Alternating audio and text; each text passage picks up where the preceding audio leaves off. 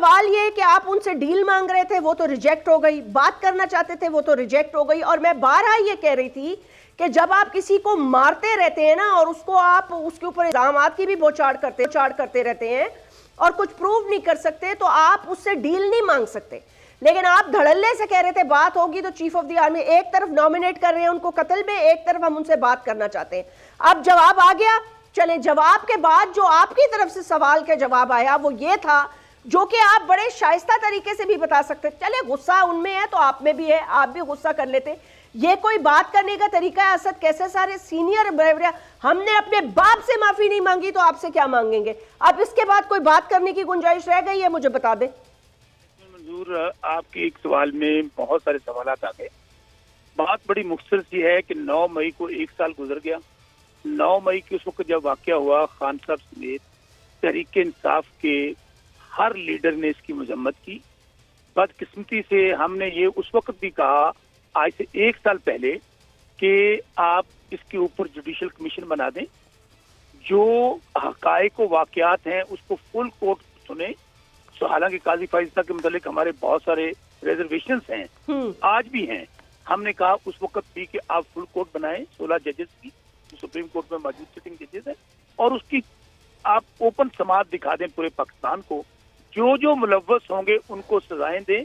कौन कहता है कि माफी तो होनी नहीं चाहिए? अगर भाई हमने कोई जुर्म किया है तो ये इसका मतलब ये हुआ कि अगर हम इनसे डील कर लें, इनसे सुलह कर लें, इनसे माफी मांग लें तो वो जुर्म खत्म हो जाएंगे। ये तो बहुत ही इलॉजिकल सी बात है। हम इस बात पे हम कहते हैं कि 9 मई बहाना था, तहरीक इंसाफ इमरान खान निशाना था।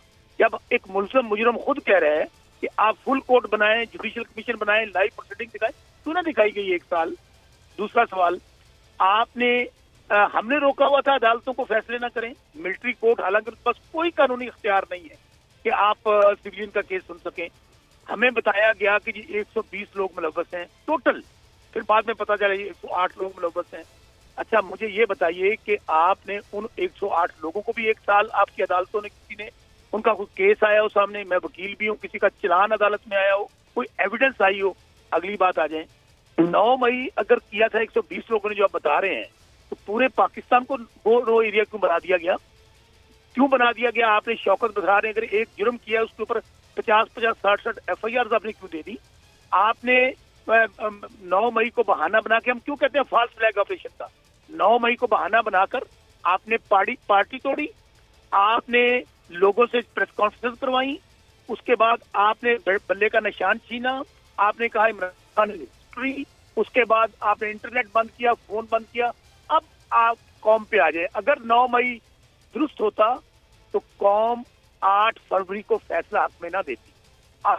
9 मई का बयानिया 8 फरवरी को दफन कर दिया कौम ने। अब उसके बाद 9 मई जिसने किया, जैस्मीन मंजूर जी, आप, मैं मुराद राज का नाम लेता हूँ, जिसने प्रेस कॉन्फ्रेंस की, जिसने इनकी ख्वाहिश पर IPP ज्वाइन कर ली, स्टैब्लिशमेंट की ख्वाहिश पर, फौज की ख्वाहिश पर, उसके साथ खून माफ हो गए, वो 9 मई से निकल गया। मैं किस का नाम लूं?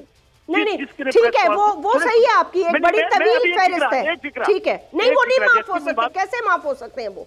जैस्मीन मंजूर, दूसरी बात किया ना, आप बताइए, वो IPP में चले गए, वो लोग उधर परवेज खटक की पार्लियामेंटेरियन में चले गए।